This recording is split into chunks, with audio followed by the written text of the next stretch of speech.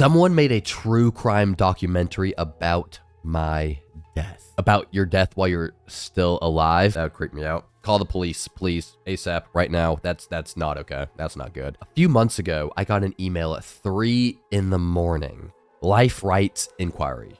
Untitled Project. Of course it was at 3 in the morning. It's always freaking 3 in the morning. My girlfriend doesn't look at the clock when she wakes up in the middle of the night because she's afraid that she'll wake up at like 3 a.m. or like 3:33 a.m. and it terrifies her. Wes Bennett, documentary producer. I looked him up. He'd done 2 films I actually recognized, the kind that get nominated for things. He said he'd spent the past year developing a story about me. Wanted to talk. Yeah, look.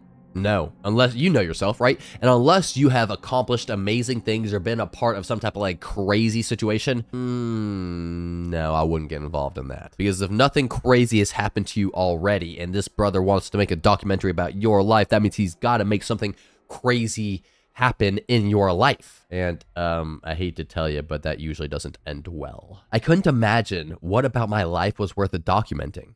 He signed off with a coffee shop 3 blocks from my apartment and a time. Yo, what? This guy, like, does he know where you live too? How do you get your email address? How does he know where you live? Even like what city you live in? Bro, call the cops. He was already sitting when I arrived. Why did you agree to this? What are you doing? Survival instincts of a panda. Latte on the table. Made exactly how I take it. Down to the extra shot I usually get. A leather folder sat under his hand like it might try to leave without him. This brother knows your email address. He knows where you live. He knows your freaking latte order. Stand up and scream. Get the attention of everyone in that damn coffee shop. Scream your freaking lugs out and yell, call the cops. This man just jumped straight to it. He's trying to murder you. Just jump to the freaking point. Get some damn help. We talked about my life. My childhood, my job, the street I grew up on. Does this person think that this is like a date or something? Tell me about yourself, you know? How'd you grow up? What are you doing now? Like, what? What are you doing? Do you think that this is like leading to a nice like romantic dinner and then like candlelit sex or something? Because I don't think that that's where the signs are pointing right now. And I think that you should probably realize that. Once again, survival instincts of a freaking panda bear. At first, it was almost flattering. I remember relaxing into it, laughing at something he said. He had a charm you didn't notice until it closed around you. Ted Bundy type shit. Ugh. Then he mentioned a third act. A stretch where I go quiet, pull away, get hard to reach. The front door one night wouldn't be locked the way I left it. No forced entry. I was so confused. Asked him what kind of documentary this was supposed to be. True crime, he said, like I'd missed something obvious. Stand up and scream. Stand up and scream. You should have done that 10 minutes ago. Now you should definitely do it. I laughed. The alternative was worse. Whose crime? He looked at me the way you look at a child who's asked something idiotic. Opened the folder. Absent-minded. Photographs. My building. My hallway. My front door. Shot from an angle that didn't exist unless the camera stood inside my apartment looking out. Stand up right now and scream bloody freaking murder. I'm about to scream for you right now and I'm just reading the damn story. Come on, girl, pull it together. Pull yourself together. I'm rooting for you, but this is not how you survive. My chair screeched against the floor before I knew I'd stood. Thank you. Now scream. Wes closed the folder with the same calm he'd opened it.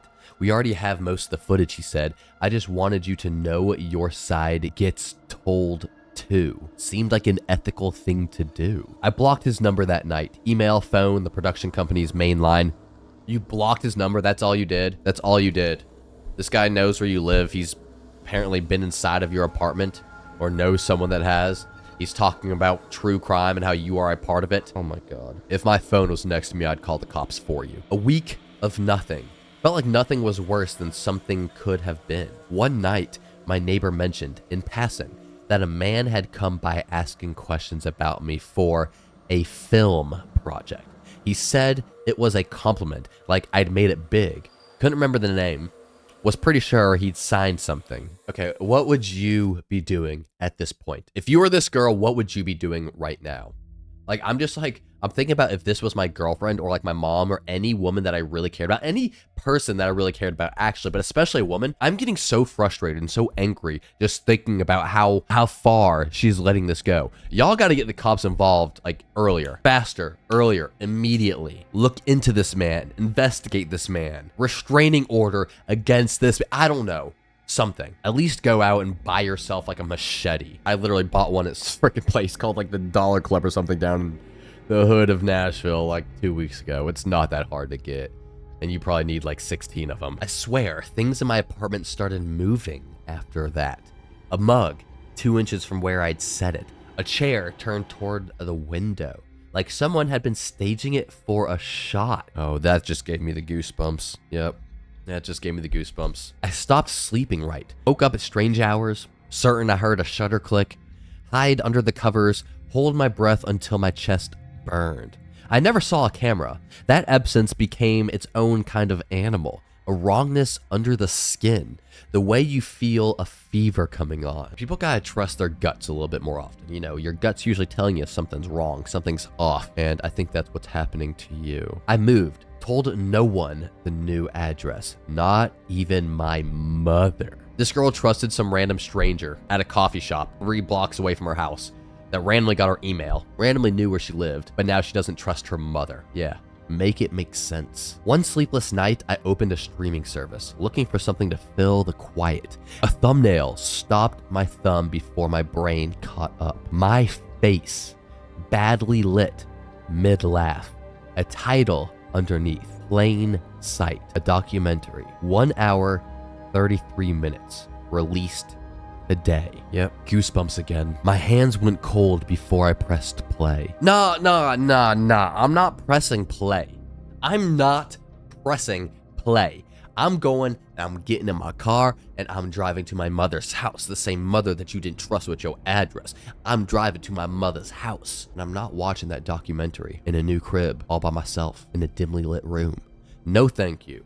God. The first 20 minutes were the coffee shop. Our conversation, cut tight, scored with ominous strings. Wes's voice, pitching to a version of me who looked far more frightened on screen than I remember feeling in the room. The actor was probably actually portraying the feelings that you should have been feeling. Yeah, my old building, my neighbor telling the camera how we met, my old front door, filmed from inside looking out. That angle again, a news segment, the kind that runs after a body turns up. A reporter at the edge of a tree line, floodlights, officers moving through underbrush, heads down, sweeping flashlights over the ground. Girl, that means that you are dead and they can't find your body. Hell nah. Hell to the nah, nah, nah. The reporter said my full name into the microphone. Cut to my mother in the house I grew up in, sitting too straight at the kitchen table, hands folded, like she's bracing for news that hasn't quite hit her yet. Yeah, she's gonna be like, wait, what was the address my daughter was living at? Oh, no, my daughter lived at this address. She looked into the lens, said how she misses her daughter, wishes she could hear her voice again. The tree line again, closer now, a stuffed rabbit, half sunk in wet leaves. The one that slept on my bed since I was 6. They dragged your stuffed animal into this. Oh my God. The one sitting on the shelf behind me right now. The camera moved, slow, reverent. There I was, face down in the dirt. A coat I don't own yet. Hair fanned out wrong. I remember my own voice, high and cracked, screaming at the television that none of this happened, that it wasn't real, like the television could be argued with.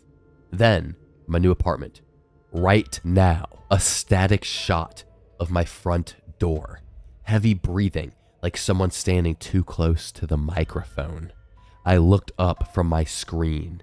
My front door was open. Hell nah. Oh, hell nah. What the hell? Goosebumps again. Yep. Oh, God. I gotta start recording these videos with someone else around me. Yeah. Thankfully, my dog Jasper is laying next to me. Ooh, this one's getting me. I slammed it shut, locked it, called the police with my back against the wood. Finally!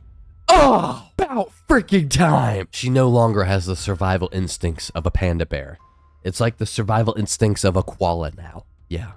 That's a step in the right direction, at least. They came fast. That's what I'm sorry, I'm not gonna do it. Walked to the apartment, checked the hinges, the frame, the fire escape. Nothing forced, nothing broken, nothing missing. I told them about the TV, told them the counter was still crawling. They just needed to look. There was nothing. Just a blank screen, they said. Kind. The way you talk to someone who's had a scare over nothing. They told me to get some rest and left for the night. All right, you're dead. You're dead. You're dead. The documentary didn't stop. It doesn't stop. That's the part I keep circling back to. Awake at 4 in the morning with the runtime bar still sitting at 5 minutes remaining, no matter how many times I check. 5 minutes of a thing that hasn't happened. Counting down to a version of me in woods I've never been. What do you do at that point? You have to talk to someone about this. You gotta go talk to that mom that you refuse to give your address to. And like, are you just keeping that documentary playing 24/7? What's going on with that? Also, thinking back on like what you should have done, I probably would have snagged that little folder of all that information from little creepy documentary making homie when you had the chance, and then screamed. Because then he can't really snag it back from you, right? Because you're screaming, and if he snags something from your hands, that's going to look really bad, and there's going to be witnesses. That's what you should have done. Survival 101 from Lou Hawley. I got you. I know, hindsight's 20/20, but I got you. I sleep with the rabbit now. Make sure it's on the bed every night before I check the locks. I'm still here. I want that on record somewhere that isn't their footage. I'm still here. I'm still alive. I'm still here.